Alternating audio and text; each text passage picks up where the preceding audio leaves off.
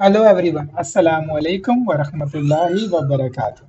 So in this video, we are going to look at direction cosine and direction angle. So here are three formulas of direction cosine, which is cos alpha equals x over r, cos beta equals y over r, and cos gamma equals z over r. Cos alpha ये जो direction cosine है ये x axis पे होगा। Cos beta ये direction cosine Y axis पे होगा। और कॉस गैमा ये डायरेक्शन कोसाइन जेड एक्सिस पे होगा।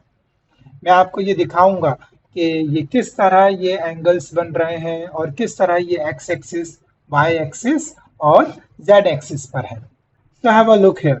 मेरे पास ये एक मैंने एक जियोजेब्रा वेबसाइट ओपन की है, वहाँ पे 3D कैलकुलेटर है। तो सबसे पहले मैं यहाँ पर पोजीशन वेक्टर को रिप्रेजेंट करता हूँ कि मेरा पोजीशन वेक्टर कहाँ है।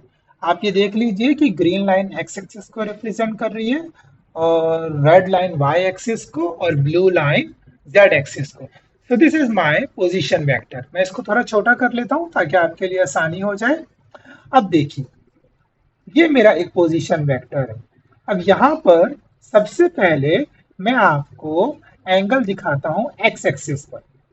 तो मुझे उसके लिए ग्रीन लाइन पर एक्स एक्सिस ड्रॉ करना होगा ताकि मैं एंगल बना सकूं। तो आप देखिए, एक ब्लैक कलर की लाइन आपको एक्स एक्सिस पे नजर आ रही होगी। अब देखिए, वो वेक्टर और एक्स एक्सिस के दरमियान आपको एक एंगल नजर आ रहा है। मैं एक और डॉटेड लाइन शो कर लूं ताकि वो एक पूरा एक ट्राइंगल बन जाए और आपको ये नजर आए कि ये ट्राइंगल किस किस्म का है। तो ये देखिए, ये मैंने यहाँ पर ये डॉटेड लाइन शो की है। अब यहाँ पर मैं आपको एक बहुत खास बात बताने जा रहा हूँ। ये जो आपको ट्राइंगल नजर आ रहा है, this triangle is basically a right angle triangle.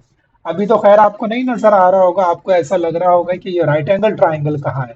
लेकिन अभी मैं जरा एक्सिस को मूव करता हूँ, इस प्लेन को मूव करता हूँ, तो आपको नजर आएगा कि ये एक राइट एंगल ट्राइंगल है। मैं आपको ये दिखाने की कोशिश करता हूँ। ये देखिए, मैं इसको किसी एक एंगल पर फिक्स करता हूँ और फिर मैं आपको दिखाता हूँ कि ये किस तरह एक राइट एंगल ट्राइंगल। देखिए, अगर आप गौर से भी अगर आप देखें, मैं जब मूवमेंट कर रहा हूँ तो आपको एहसास हो रहा होगा कि ये जो लाइन है ये बेसिकली स्ट्रेट लाइन है। ये एक्स एक्सिस पे राइट एंगल ट्राइंगल बना रही है, 90 डिग्री बना रही है। मैं किसी तरह इसको सही तरह अरेंज कर लूँ। Yes, now look at it carefully कि ये जो डॉटेड लाइन है ये एक्स एक्सिस पे 90 डिग्री का एंगल बना रही है। मैं आपको ये ये बताना चाह रहा हूँ। ये देखिए, तो यहाँ पर जो मेरा एंगल बन रहा होगा, that would be my alpha. और अगर मुझे ये डायरेक्शन मालूम करनी है तो that would be cos alpha equals base over hypotenuse. और my base is X, my hypotenuse ये जो पोजीशन वेक्टर है इसको मैं आर कह देता हूँ।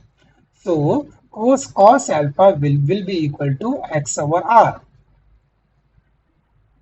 चलिए, अब मैं आपको दूसरे एक्सिस पे इसका एंगल दिखाता हूँ कि यही पोजीशन वेक्टर y एक्सिस पे क्या एंगल बना रहा है। तो देखिए, y एक्सिस, रेड एक्सिस पे आप देखिए ब्लैक कलर की लाइन आपको नजर आ रही है। तो अब मैं सबसे पहले एक लाइन ड्रॉ कर लेता हूँ, इसको सही तरह अरेंज करके एक डॉटेड लाइन, ताकि आपको एक ट्राइंगल नजर आ जाए दोबारा। This triangle. अब आप नोटिस करेंगे कि ये ट्राइंगल भी 90 डिग्री राइट एंगल ट्राइंगल है। मीन ये भी 90 डिग्री एंगल बना रहा है वाई एक्सिस पे। एक्चुअली पोजीशन वेक्टर हर एक्सिस पे 90 डिग्री का एंगल बना रहा होता है। मैं इसको अरेंज करता हूँ ताकि मैं आपको सही तरह दिखा सकूं। ये देखिए, अगर आप नोटिस करें, आपको दोनों यहाँ पर एक्सिस नजर आ रहे हैं एंड दोनों एक्सिस देखें 90 डिग्री का एंगल बना रहे हैं। मैं जरा इसको इस तरह रोटेट करूं ताकि एक्स एक्सिस हॉरिजॉन्टल है और वाई एक्सिस वर्टिकल होगा।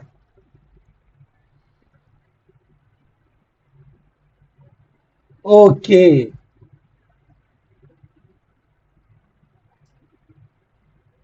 यस। ये थोड़ा मुश्किल काम है क्योंकि मुझे सॉफ्टवेयर यूज करने में भी थोड़ी प्रॉब्लम हो रही है। Okay, now this is okay. तो अब जो मुझे अरेंज करने दें इसको सबसे पहले।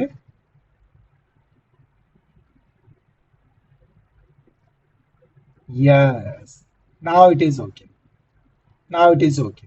तो अब जो मेरा वाई एक्सिस पे जो एंगल बन रहा होगा that would be my beta, मैं इसको बीटा कह देता हूं। और ये मेरा होगा cos beta equals y over r।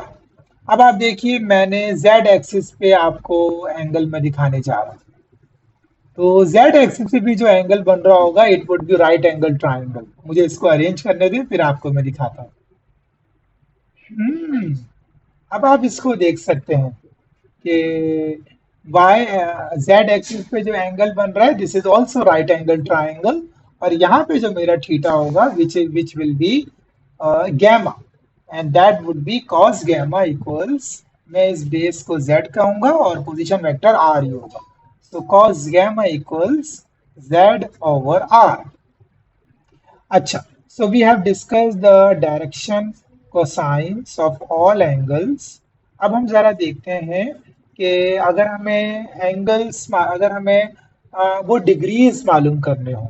अभी तो हमने डायरेक्शन कोसाइन मालूम करी है, अगर हमें वो डिग्रीज मालूम करनी हो so that would be alpha, beta, and gamma, and it is simply cos inverse over x over r, cos inverse equals y over r, cos inverse equal cos inverse z over r। ये हमारे पास alpha, beta और gamma है।